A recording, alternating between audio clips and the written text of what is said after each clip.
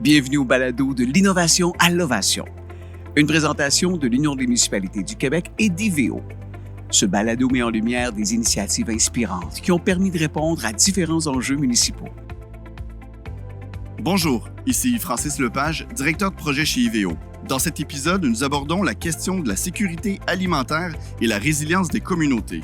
À Granby, la Ville, en partenariat avec SOS Dépannage Moisson Granby, a lancé une initiative municipale de production alimentaire destinée aux familles vulnérables. Résultat, Moisson solidaire Granby. Un projet agricole collectif qui transforme des terrains municipaux et privés en véritables espaces de production et de solidarité alimentaire. Dans cet épisode, nous recevons Julie Bourdon, mairesse de la Ville de Granby, qui nous présente ce projet. Alors bonjour Julie, bienvenue au balado. Et d'entrée de jeu, je tiens à vous féliciter d'avoir été retenue comme finaliste au Prix Ovation. Merci, vraiment très contente. Donc, un beau projet Moisson solidaire présenté par la Ville de Granby. Tout à fait. Peut-être pour lancer la conversation, pourriez-vous nous expliquer ce qui a mené la Ville à s'impliquer activement dans la production agricole pour répondre aux enjeux de sécurité alimentaire locale? En fait, on est parti d'un plan de développement de la communauté nourricière au niveau de la Ville de Granby. Donc, vraiment une concertation de plusieurs acteurs. On parle du CIUS, d'organismes communautaires, des gens de la Ville, de la MRC, où on était tous alentours, puis on a dit qu'est-ce qu'on peut faire autrement. Donc, on s'est doté d'un plan de développement de communauté nourricière. On travaillait aussi en parallèle avec notre plan de développement de zone agricole avec la MRC et avec les organismes communautaires. Et on s'est dit, qu'est-ce qu'on peut faire de plus comme ville? Qu'est-ce qu'on peut faire de plus au niveau de la sécurité alimentaire et redonner à la communauté? Donc, de là est né le projet de collaboration avec la Banque alimentaire de Granby qui s'appelle SOS Dépannage, où ils développent réellement un intérêt, eux également, à faire de l'agriculture dans les dernières années. Donc, c'est vraiment de là qu'est né, c'est vraiment concertation, table de travail, les gens ont discuté et l'idée est émanée de ce groupe-là. Donc, c'est vraiment très intéressant de la façon que ça a fonctionné et cette concertation-là qu'on peut dire qui a donné un résultat très concret. Oui, on comprend que c'est pas un projet qui a été mené seul par la Ville. Pouvez-vous nous parler justement du volet collaboration? Comment vous avez mobilisé autant d'acteurs autour de ce beau projet?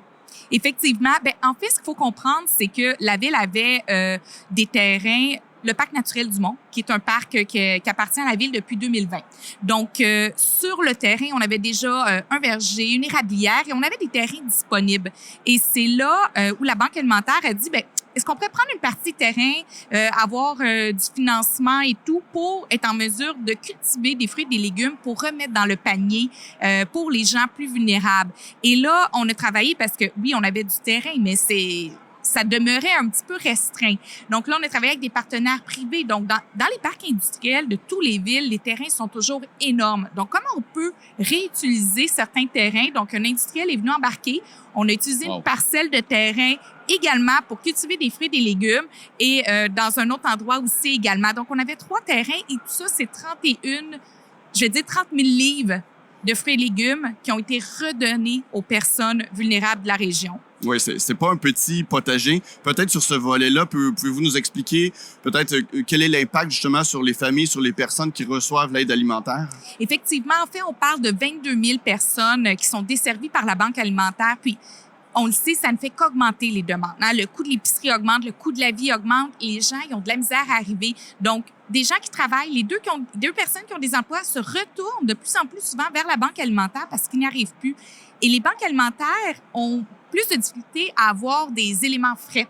Donc, de là est né le projet. Comment on peut augmenter des éléments frais? C'est bon pour la santé. On veut quand même que notre population, même si elle est plus vulnérable, puisse demeurer en santé en ayant des aliments frais. Comment on peut le faire? Donc, de là est parti le projet et l'impact est majeur. Ça dessert 22 000 personnes. Et dans notre verger, qui est aussi géré par la Banque alimentaire, donc c'est ouvert aussi au public. Et les sacs de pommes sont offerts environ à 5 $. Donc, on demeure accessible. Et il y a plusieurs pommes aussi où ils transforment les pommes. Ils transforment pour redonner aussi aux personnes vulnérables. Donc, c'est un beau projet. Et je tiens quand même à mentionner quelque chose d'important. Au-delà de tout cet aspect-là, il y a un aspect environnemental qui est essentiel dans le projet. Puisque lorsque la Ville elle a acquis ce terrain-là au départ, c'est vraiment pour maintenir la canopée. Donc, on avait un souci de maintien de canopée, de milieu naturel en plein milieu de la ville. Et Au-delà de ça, notre verger, il est biologique, donc il est traité de façon biologique. Et toute l'agriculture est faite de façon avec la permaculture. Donc, il y a vraiment un souci environnemental également qui a été fait dans ce projet-là. Oui, c'est vraiment un beau projet. On sent que c'était réfléchi dans le moindre aspect, j'ai envie de dire. Peut-être en terminant, je ne sais pas si vous voulez ajouter quelque chose à votre apprentissage au travers du projet. Bien, en fait, c'est un beau projet que n'importe quelle ville peut faire parce que tout le monde a des parcs, tout le monde a peut-être des partiels de terrain industriels inutilisés. Tout ce que ça prend, c'est une volonté et un organisme qui est prêt à travailler ce projet-là. Donc, puis dans le fond, nous, c'est sûr qu'on soutient financièrement l'organisme communautaire par l'embauche de personnes, mais il y a des milliers d'heures de bénévolat également qui est fait. Donc, vraiment, un très beau projet. En effet. Écoutez, un très grand merci pour la discussion. C'est fort intéressant. Merci. Merci pour votre écoute. Pour découvrir d'autres projets municipaux inspirants qui font une réelle différence, n'hésitez pas à écouter les autres épisodes du balado de l'innovation à l'ovation.